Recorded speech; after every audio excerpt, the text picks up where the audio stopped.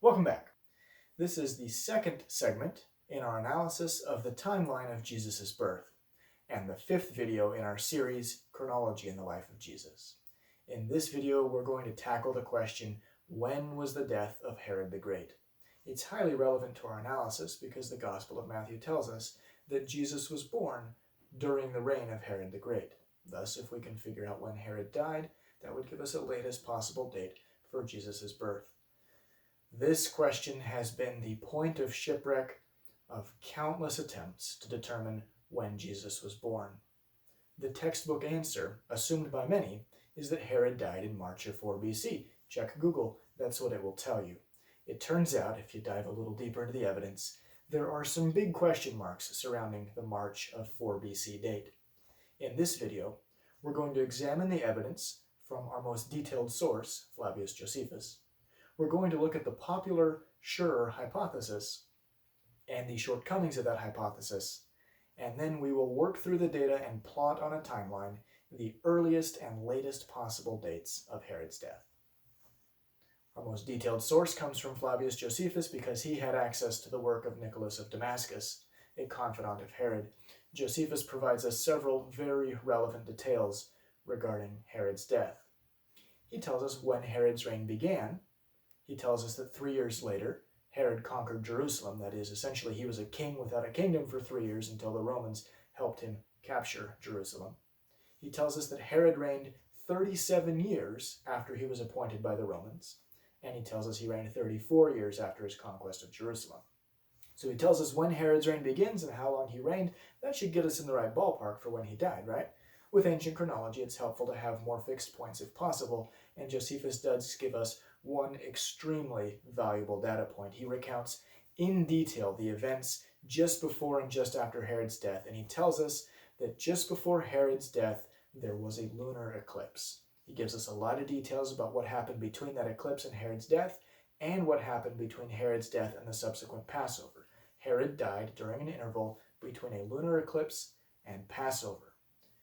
This information is exceptionally useful because astronomically we can calculate when there were lunar eclipses visible from Judea, and it turns out there are 5 eclipses that are roughly in the right ballpark that we're looking for. 2 in 5 BC, 1 in 4 BC, and 2 in 1 BC. This then is the set of data we have to work with. Which of these eclipses was mentioned by Josephus when he told us that there was an eclipse just before Herod's death? Well, let's take a look at what Josephus tells us about when Herod's reign began. Josephus tells us of Herod's appointment by the Romans and dates it 2 different ways. Unfortunately, his dates conflict with each other. This happens several times in Josephus. He gives us the Olympiad date, and he tells us who the Roman consuls were. The problem is there was no point during which that Olympiad date overlapped with those consuls. So some people read Josephus and say, we think he's referring to 40 BC. Others read Josephus and say, no, we think he means 39 BC. 2 possibilities here for when Herod was appointed. Josephus also tells us, and we do have independent attestation, that it was 3 years after his appointment that he conquered Jerusalem with the aid of the Romans. Josephus also dates this 2 ways, and once again his dates conflict with each other. He gives us the consuls of the year, which are the consuls for 37 BC, and he tells us that Herod conquered Jerusalem 27 years after Pompey conquered Jerusalem. Well, this is helpful. We know when Pompey's conquest of Jerusalem was. That's fairly well established. It was 63 BC. Okay, fast forward 27 years, that gets you to 36 BC. Here then we have the 2 possibilities for the conquest of Jerusalem. Since we have multiple attestations suggesting these events were 3 years apart, that leaves us with 2 possibilities. Possibility A, Herod is appointed in 40 BC and conquers Jerusalem in 37, or possibility B, Herod is appointed in 39 and conquers Jerusalem in 36. We'll come back to these dates several times in our effort to answer the question, which of these eclipses does Josephus have in mind? In doing so, we'll use the length of Herod's reign provided by Josephus. He tells us that Herod reigned 37 years from his appointment by Rome and 34 years from his conquest of Jerusalem. Now, some will immediately notice, wait a minute, there's going to be a problem getting the math to work. If you do 40 minus 37 or 39 minus 37, you don't get any of these years. We're going to have to go into a little bit more detail about how Herod's reign was reckoned, but here's our starting point. We have from Josephus the eclipse, 5 possibilities. Herod's appointment by Rome and his conquest of Jerusalem, 2 possibilities each, and the length of Herod's reign. These are the data points we will use to construct our chronology. We'll start by looking at what the textbooks say. We'll refer to this as the Schurer hypothesis because it was made prominent by a chronology published in the 1890s by Emil Schurer. For a variety of reasons, some of them political, Schurer's arguments caught on, and people have concluded since that time that the 4 BC eclipse is the eclipse that we're looking for, that Herod dies very shortly after this eclipse and just prior to Passover in 4 BC, which took place on the 11th of April in that year. Here's how the Schurer argument works. It assumes possibility A. Herod is appointed by Rome in 40 BC, not 39, that's a mistake, and he conquers Jerusalem in 37 BC, not 36, that's a mistake. Then, Schurer assumes that Josephus is reckoning Herod's reign using inclusive counting. What is that? Well, at a high level, inclusive counting says the first 12 months are year 1. Then as soon as you hit 12 months, you're now in year 2. 12 to 24 months are year 2. As soon as you hit 24 months, okay, you've reigned for 2 years, but you're now in year 3. You got to add one more layer on top of that, though. Kings and rulers rarely die on the last day of the calendar year. So in the inclusive counting method, you're in office for some fraction of a year prior to New Year's, that's your first year. And so on New Year's, whether you've been reigning for 1 day or 364 days, you are now in year 2. So that is, on our calendar today, if you were to take office on December 30th of this year, on January 1st of next year, you'd be in year 2 already. Schurer assumes inclusive counting. Now, we do have historical precedent for inclusive counting. We also have historical precedent for what is known as the accession year method. This says we're not going to count the few days, weeks, or months of your partial year. That's your accession year. Year 1 starts on New Year's. The first New Year's you are in office, that begins year 1. This is helpful because it ensures that you won't have a single year being reckoned under the names of 2 different rulers. That is, if you're in office in October, November, December, that year is going to be considered the last year of the previous guy's reign. Your reckoning will start on New Year's of the following year. Both of these methods were used historically. Both of these methods were used by rulers over the Jews, and both of them are plausible interpretations of Josephus. Sometimes Josephus counts inclusively, and sometimes he does not. This is one of the great difficulties in interpreting Josephus is, okay, he gave us the numbers, but how was he counting? Schurer assumed inclusive counting. It was the only way to get 4 BC to work. Consider, if 40 BC is year 1, then 39 BC is year 2, 38 BC is year 3, and so on. 4 BC would be year 37.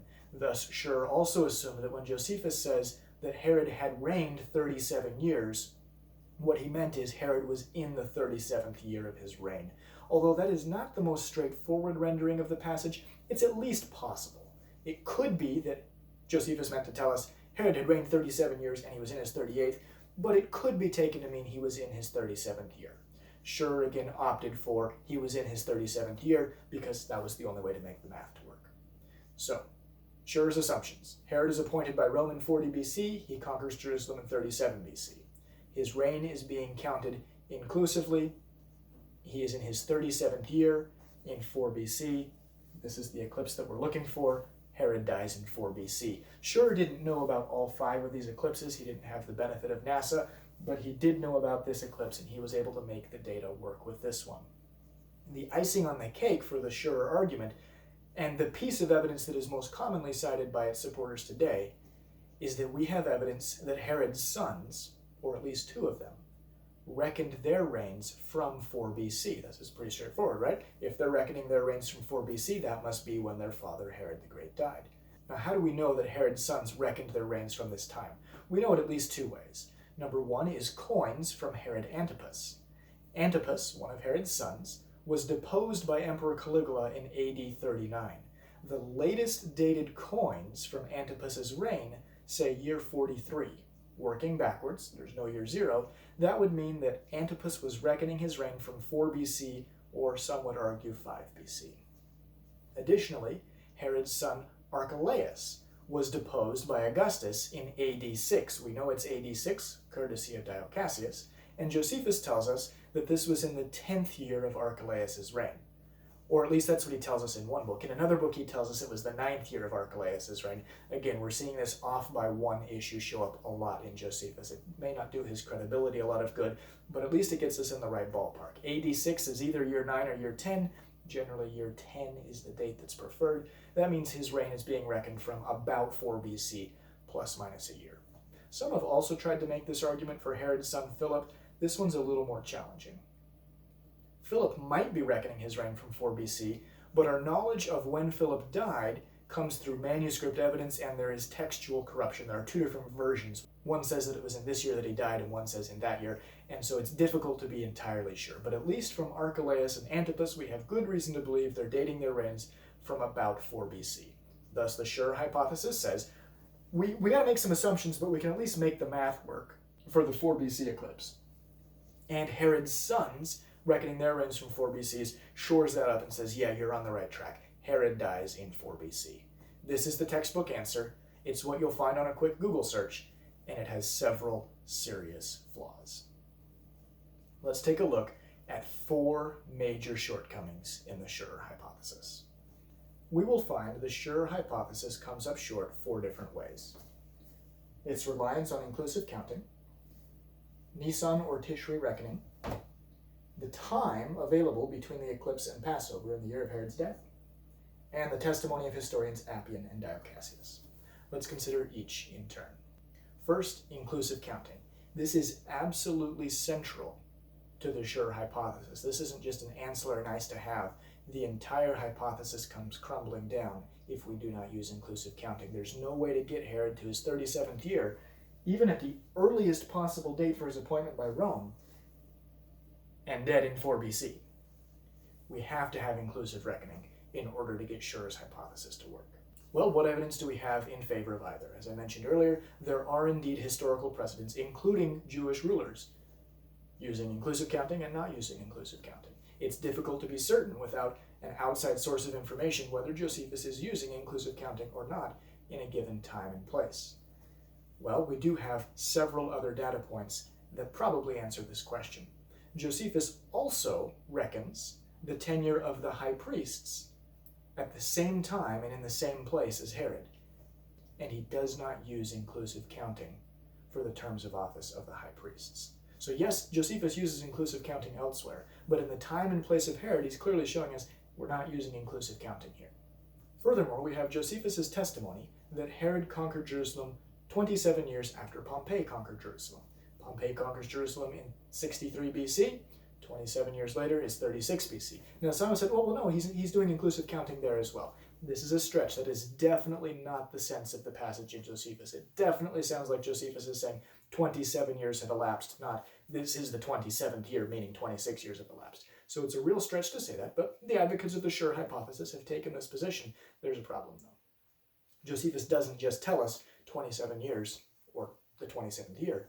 He actually gives us the terms of office of the high priests during that time, and if you add them up, it adds up to 27 years. Josephus isn't talking about 26, he's talking about 27.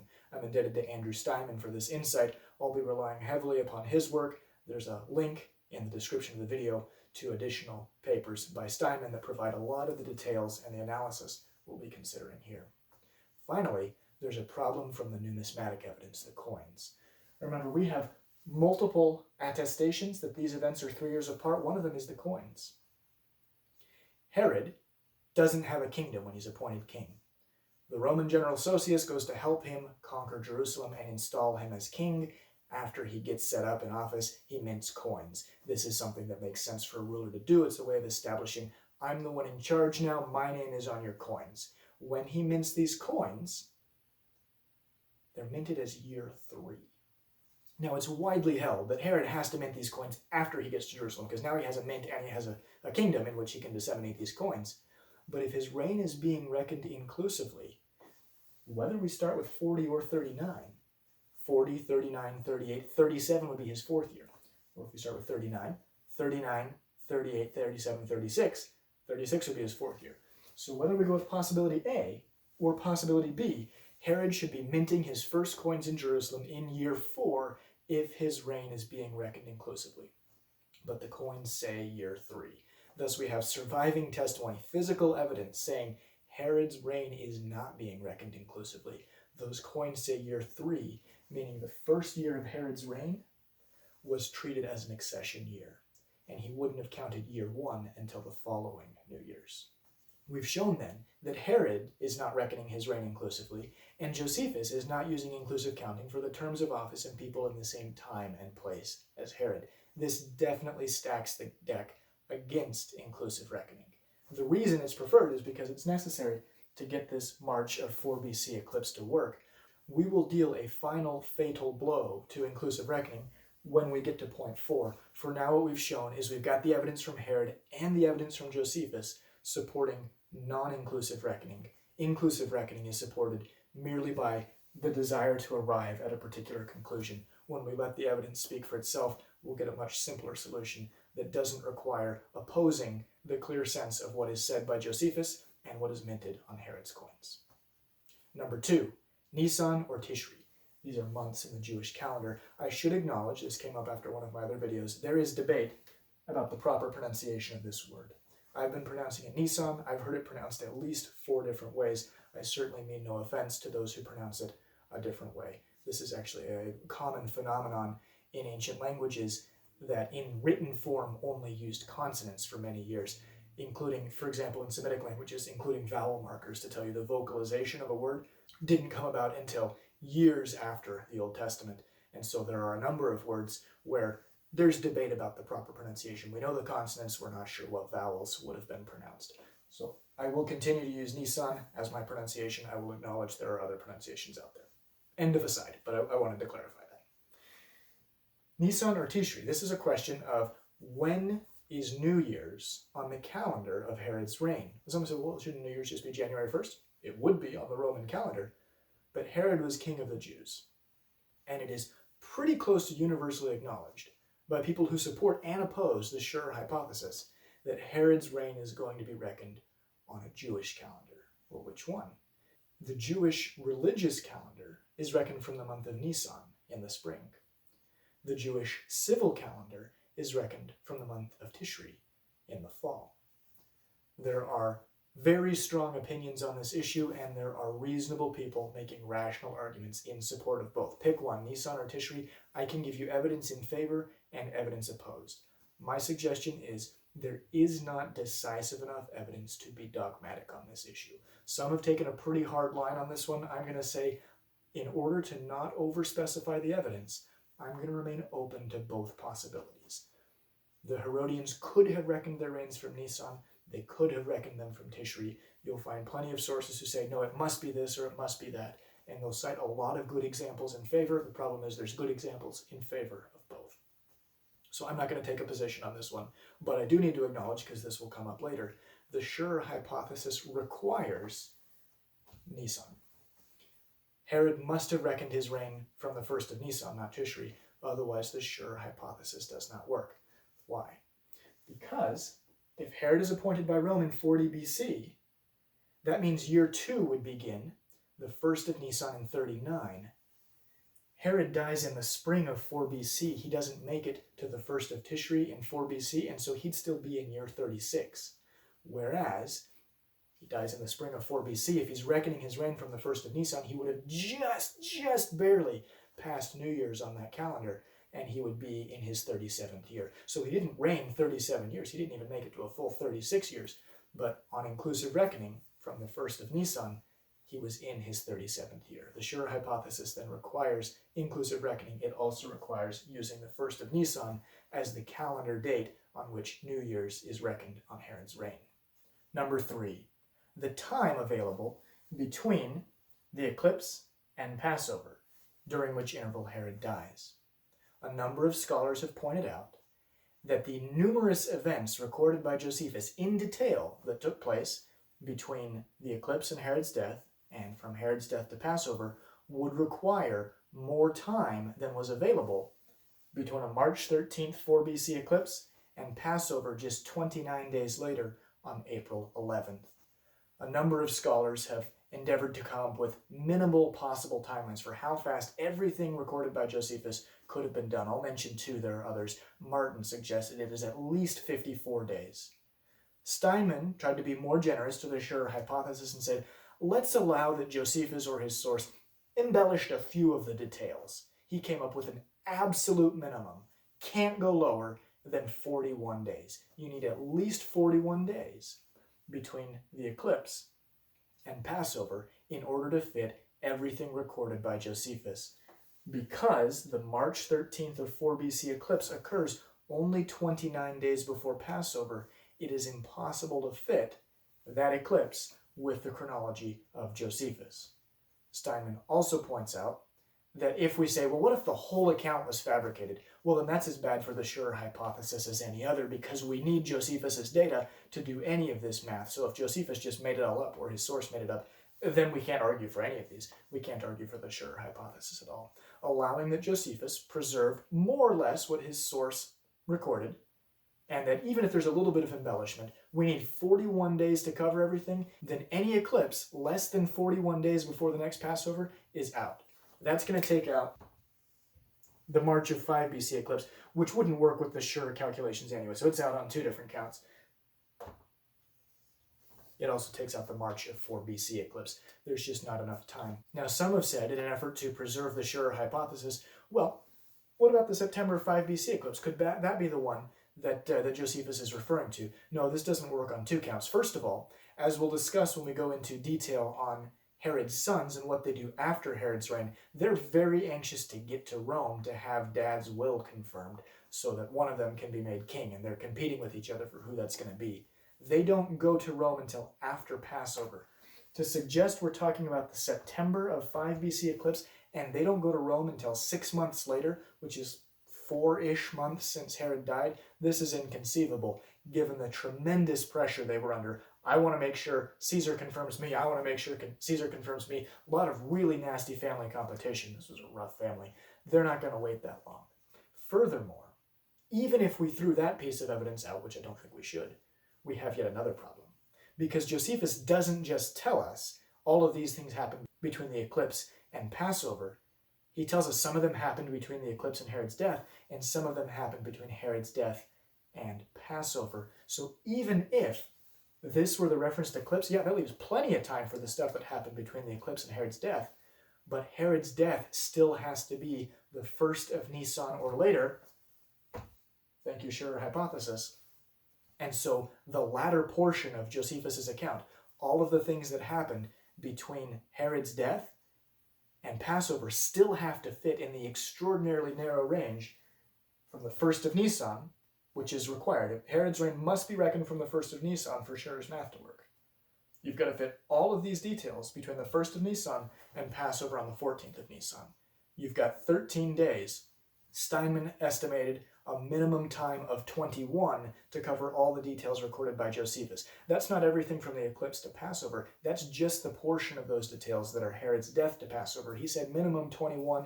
Then he said, you know what, if we really, really tried to squeeze it, maybe we could fit it in 16 days. Not going to work in 13. So this eclipse is out too, not only because it is very inconsistent with the motivations of Herod's sons after his death, but you still can't fit the latter portion of Josephus's account, the stuff that happens between Herod's death and Passover, in the interval from the 1st of Nisan to the 14th. Another eclipse down. And by the way, it would be really odd to reference the September 5 BC eclipse in conjunction with Herod's death if he died 6 months later. This leaves us with 2 eclipses. We will spend additional time on them later. What we've shown, though, is these are the only 2 eclipses that can actually work with the other details provided by Josephus. And number 4, the testimonies of Appian and Dio Cassius. These are truly devastating to the Schurer hypothesis. Remember, Josephus is the source we're using to determine when Herod's reign began. 40 or 39, appointment by Rome. 37 or 36, the conquest of Jerusalem. But Josephus isn't our only source for this information. Appian, a major Roman historian, also tells us of Herod's appointment, and helpfully, he doesn't just say, this is the year, take my word for it. He gives us the context of what else was going on in Rome at the time. And so by looking at those other events, we can say Herod's appointment happens in conjunction with several other events. We know when some of these things happen, and we can say positively, Appian puts Herod's appointment by Rome in 39 BC. So we have possibility A supported by Josephus some of the time, and we have possibility B supported by Josephus some of the time and supported by Appian. We've got more. Dio Cassius, a heavyweight Roman historian, recounts for us the activities and campaigns of the Roman general Sosius and what was going on in this region of the world. It was Sosius who Rome sent to help Herod conquer Jerusalem. Dio Cassius, speaking of Sosius and that region, in 37 BC says, nothing significant happened in that year. The conquest of Jerusalem, overthrowing the Hasmonean dynasty propped up by the Parthians and pushing them out, putting Jerusalem and Judea firmly under Roman control. This was not nothing of significance. This was a big deal. And so Dio Cassius is firmly telling us the conquest of Jerusalem did not happen in 37 BC. So if our two options are 37 and 36, clearly Dio Cassius has ruled out 37. It must be 36. Let's also consider the reference to Pompey. Josephus told us that Herod conquered Jerusalem 27 years after Pompey conquered Jerusalem. The obvious meaning of this passage is that 27 years have elapsed. We mentioned the tenure of the high priest, that added up to 27 years, rather than trying to do somersaults around the obvious meaning of Josephus and say, by 27 he means 26. If we allow the Pompey statement to stand on its own, Josephus favors possibility B through that reference as well. So here we have an interesting problem. Either Josephus, who we know is wrong at least some of the time, is the only one who got it right and everybody else is wrong, or major historians like Appian and Dio Cassius did in fact know what they were talking about, and Josephus, who we know got it wrong at least some of the time, is the one who's confused. The more straightforward solution is obvious. How does the Schurer hypothesis handle this? What did Schurer do with the evidence of Appian and Dio Cassius? He unceremoniously threw it under the bus, couldn't make it fit with the theory, wanted to save the favorite date, and so said, yep, we're just going to set this aside, pay no attention to the historians behind the curtain. How does the Schurer hypothesis handle this today? What do we do about the conflicting testimony of Appian and Dio Cassius? They ignore it. We can't make it work with the favorite theory, we can't save the favorite date, we're just going to sweep it under the rug. This is historically straightforward. You've got one historian on his own who can't keep his facts straight versus the testimony of Appian and Dio Cassius, who are internally consistent, and Josephus, who's right some of the time. This means inclusive reckoning is out. This doesn't resolve the question about Nisan or Tishri. Turns out we don't have to answer that one. This gives us plenty of time between the eclipse and Passover. In either case, there's more than 2 months, enough time for everything Josephus recorded without going overboard and allowing for a full 6 months. And we don't have to throw under the bus the testimonies of Appian and Dio Cassius, who give us solid information about major Roman figures that we can reliably date to confirm that Herod was appointed by the Romans in 39 BC and conquered Jerusalem in 36. Let's consider then, with inclusive reckoning off the table, how the math works. Herod's appointed in 39 BC. He conquers Jerusalem in 36. He reigns for 37 years from his appointment by Rome, 34 years from his conquest of Jerusalem. Well, if 39 BC is the accession year, then 38 BC is 1 year, year 1, 37 BC is year 2, and so on. That would make 2 BC his 37th year.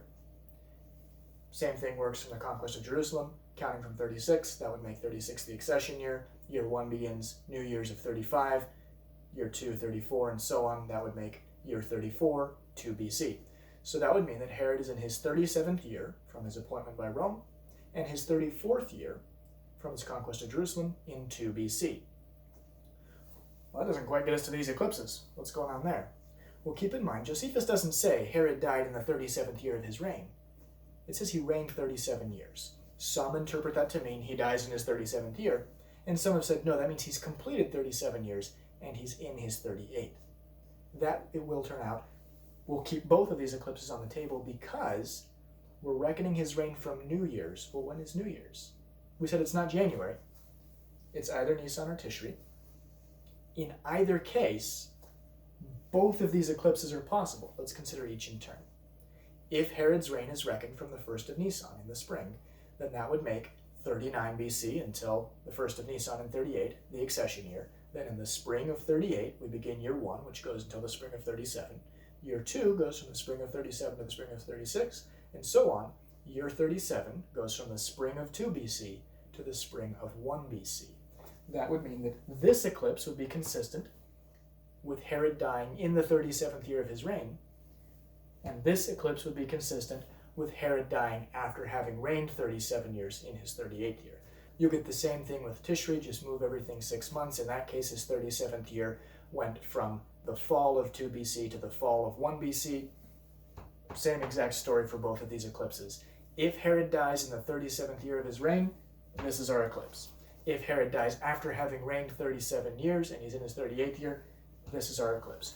Both of them are consistent with the evidence from Josephus. Once we allow, yes, he made a mistake with his math, but bring in Appian, bring in Dio Cassius, get rid of the inclusive reckoning, and the math adds up just fine. Herod dies within a few weeks or months of one of these eclipses, allowing enough time before Passover for everything recorded by Josephus to have taken place. There's no problem making the math work once inclusive reckoning is taken off the table. We've now looked at major shortcomings in the Schurer hypothesis, and we've shown that the math works very well if inclusive reckoning is not used. Now we need to tackle what Andrew Steinmann has referred to as the last remaining pillar of the Schurer hypothesis: the dates of the reigns of Herod's sons. The evidence does appear to suggest that at least 2 of them reckon their reigns from approximately 4 BC. That should be pretty straightforward then, right? If they start their reigns in 4 BC, that's when their father Herod died. Unfortunately, it's not quite so simple. I intend to show an alternate explanation. It will require looking at some of the family dynamics of the Herodian dynasty. This was a pretty rough family. Herod had 3 of his sons executed, 1 of his wives, as well as numerous in-laws. He was a very violent man. He had to rewrite his will several times. In fact, one of the sons, who at one point has been his heir, was executed 5 days before Herod died. Killing off heirs meant rewriting wills, and the crotchety old man wrote several wills within the last few years of his life. This meant that when he died, there was some degree of debate and confusion about who was supposed to be his heir. Archelaus and Antipas were the principal contenders. They had to go to Caesar to have the wills examined and adjudicated, and there was a bitter feud to determine who would get Dad's kingdom. Now we have several lines of evidence suggesting that Herod allowed family members to execute some degree of royal authority during his lifetime. Herod's son Antipater, whom Herod later killed, was either co-regent or very powerful in Herod's kingdom for a time. Herod's brother Pheroras was appointed tetrarch of Perea. There is reason to believe that others of Herod's sons were given some degree of authority or at least titles while Herod was still alive. This would prove a very valuable argument for Herod's sons to make to Caesar. You should make me king because Dad trusted me. He already gave me authority. I've already been running this part of the kingdom for a few years. They wanted to do exactly what everybody does with their resume. Beef up the work experience, make it look as good as possible, perhaps even better than it really was. I've already been doing the job for several years. What we see then is that Archelaus and Antipas had strong incentive and opportunity to backdate their reigns, to not start counting from after Dad died, but to backdate their reigns several years earlier to when Dad gave them a title or a responsibility. In fact, after Herod's brother Pheroras was killed by Herod's son Antipater, and of course Herod retaliated by killing his son, I told you, rough family here, there was no longer a tetrarch of Perea. So which is more likely? Herod, in his twilight years, in addition to being king, takes on the day-to-day responsibilities of running Perea? Or, given that he's already shown he's willing to let a family member run Perea, as long as they report to him, he lets one of his sons take the job. History records no tetrarch of Perea between Herod's brother Pheroras and Herod's son Antipas. It is at least possible, then, that Antipas was given the title, if not also the responsibility, of running Perea under Herod after the death of Pheroras. So how does this play out? Archelaus and Antipas make their case to Caesar, I should be the next king. What does Caesar do?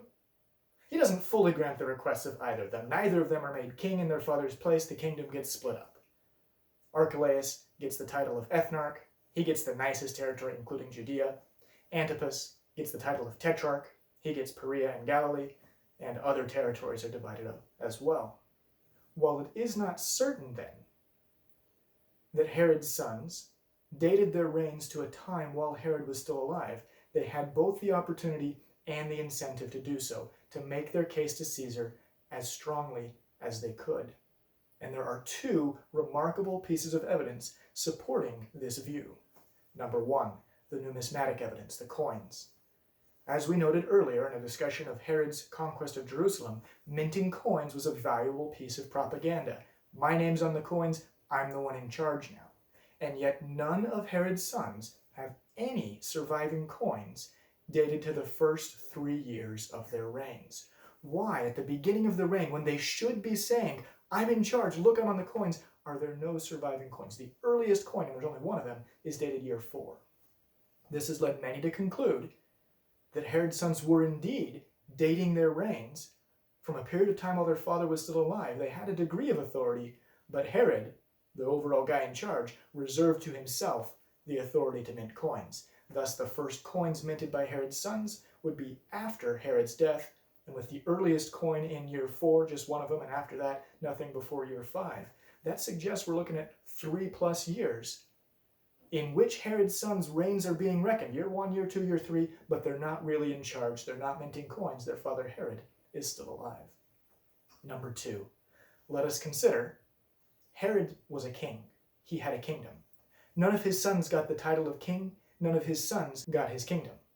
It would be one thing to say, the new king has to wait until the old king is dead to start saying, I'm king, this is year 1 of my reign, absent a co-regency, of course. But it would be one thing to say that.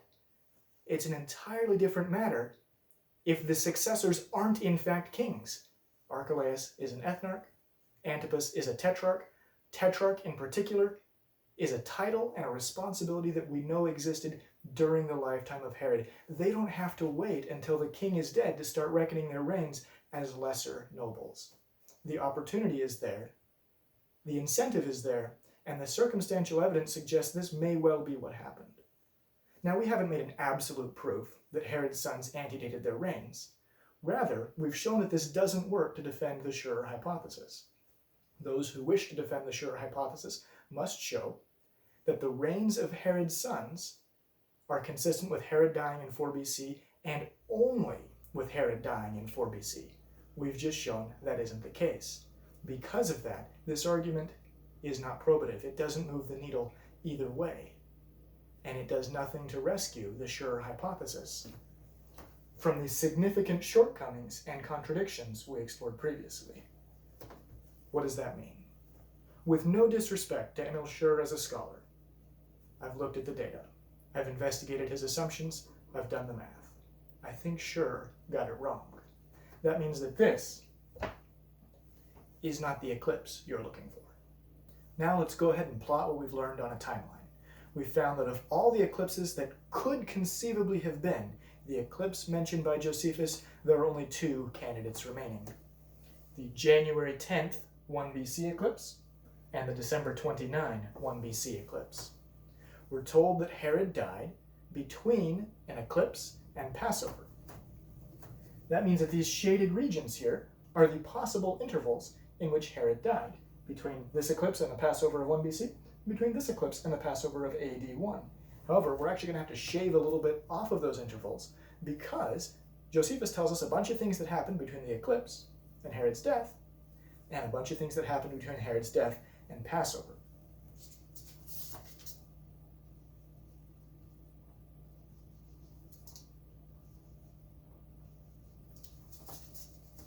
Although this timeline is not 100% to scale, what we show is that if we have interpreted the data correctly, Herod must have died either right here or right here. 2 very narrow bands of time.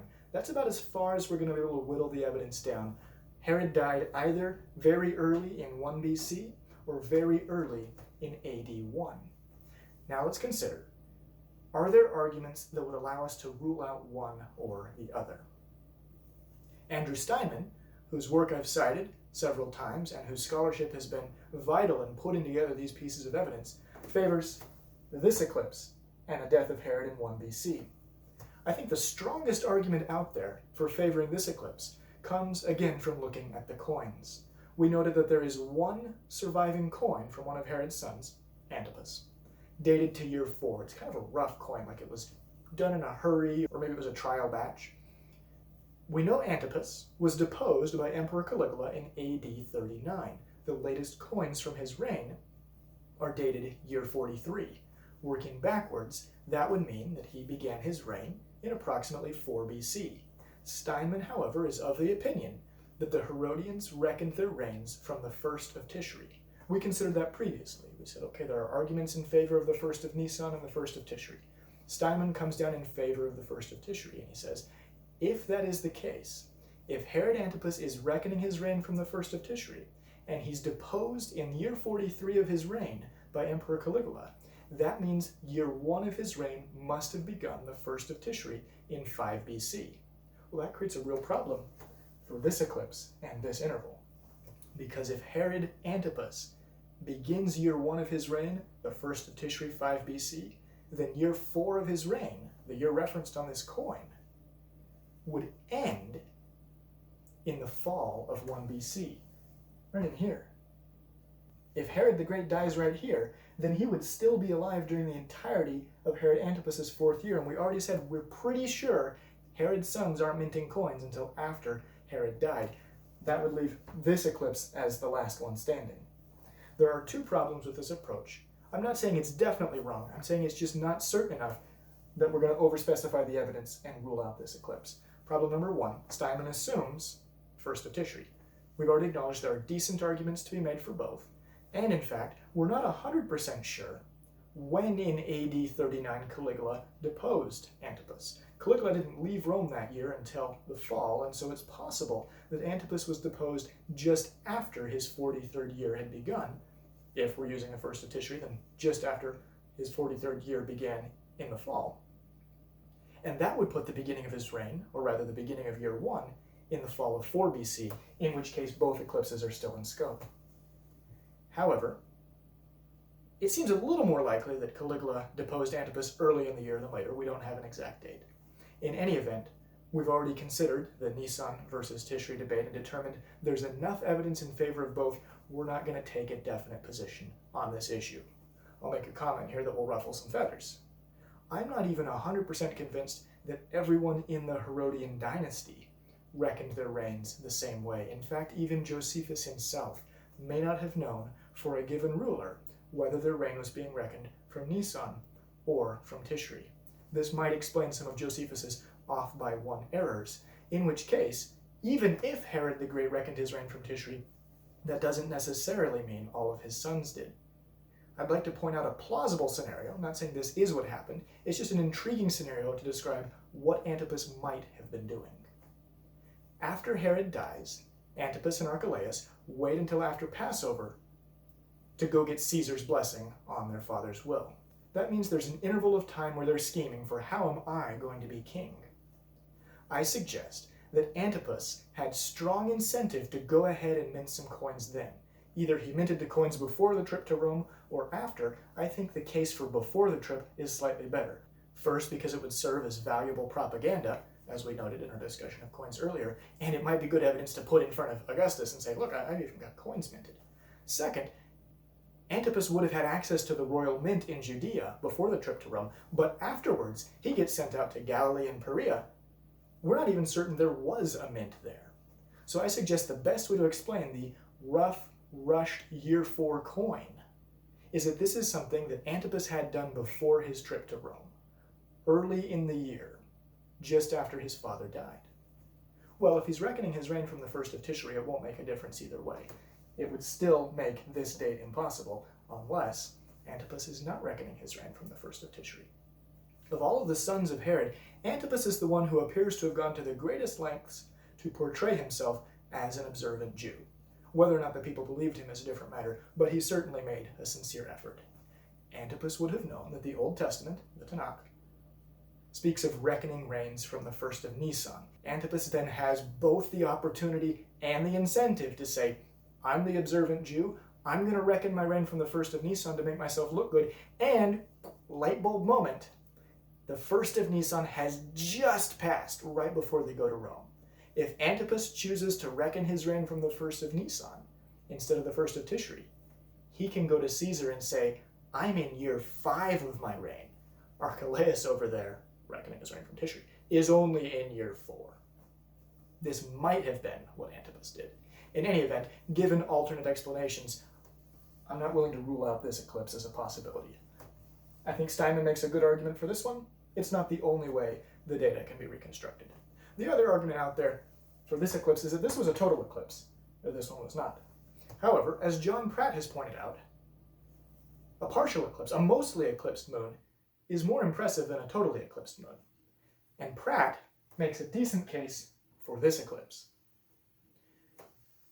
The January 10th 1 BC eclipse was not visible until late in the evening. This is the only eclipse mentioned by Josephus anywhere in his history, suggesting it was an event that was observed by many people. The December 29th eclipse was visible within 20 minutes of sundown, right when people would have been going out of their homes to observe what they thought was going to be a normal full moon. Remember, at this time, they weren't able to calculate in advance, you're going to have an eclipse on this day. The moon rose already in eclipse, at a time when numerous people would have seen it. This would have been an impressive sight. This is more likely to be the eclipse that people remembered. So there are decent arguments for both eclipses. We're going to leave both of them in scope. We will allow that both of these shaded regions are plausible dates for Herod's death. Let's draw this back now to the principal question we're trying to answer in this series. When was Jesus born? We know from the Gospel of Matthew that Jesus was born during the lifetime of Herod the Great, with the latest possible date of death for Herod somewhere in around February AD 1. We can definitely say absolutely Jesus is born before that time. However, keep in mind, during the final days of Herod's lifetime, there's a lot of travel. We also have recorded in Matthew the visit of the wise men, the Magi. They had to go meet Herod. He had to be in a state to receive them. Then they go to find Jesus. Then they don't come back. Herod realizes they haven't come back and orders his soldiers to go massacre the infants in Bethlehem. All of this would take some time. If you pair up what we're told in Matthew with what we're told in Luke, it appears that an absolute minimum, Jesus is 6 weeks old before his family flees to Egypt. What that means is if the absolute latest possible date of Herod's death is sometime in February of AD 1, go back 6 weeks, the absolute latest, probably a little bit earlier, but the absolute latest possible date of Jesus' birth would be the end of 1 BC. That gives us a datum we can now use in our chronology. Jesus is not born after the beginning of AD 1. December of 1 BC will be the latest possible date we can consider in our chronology. Now wait a minute. Shouldn't we extend that line back maybe 2 years? Doesn't the Gospel of Matthew say that Jesus was about 2 when Herod died? No, actually it doesn't say this. It says that Herod slaughtered the infants from 2 and under. This means that Jesus was definitely less than 2 at the time. Herod, the violent, vindictive man that he was perfectly willing to kill extra people to make sure he got this Messiah figure. If the wise men had told him, we think he was born about 2 years ago, Herod would have been killing people a lot older than 2. The fact that he set the limit at 2 strongly suggests Jesus was well under 2. Maybe he was a year old, maybe a few months. We don't know exactly. We also don't know how much time elapsed between Herod's slaughter of the innocent children in Bethlehem and Herod's death. Could have been a very short interval, could have been a little bit longer. So we're going to go ahead and leave this line where it is, suggesting this is the absolute latest possible date of Jesus' birth. That is, if Jesus was born right before Herod died, that's about as late as you can put it. Might have been earlier, but that's the latest possible date. Now, we've spent an awful lot of time talking about the Herodian chronology. When I started this video, it was not my intention to create the longest video on YouTube about the timing of the death of Herod. I may have accidentally succeeded in that feat. What have we accomplished? 2 things. Number 1, we got a latest possible date for Jesus' birth on our timeline. That's helpful, although we could have gotten pretty close to that using other arguments. Number 2 is the significant accomplishment. We have removed the principal obstacle to our research, an obstacle that has sunk thousands of attempts. to calculate when Jesus was born. The belief that Jesus must have been born prior to March of 4 BC because that's when Herod died, the Schurer hypothesis.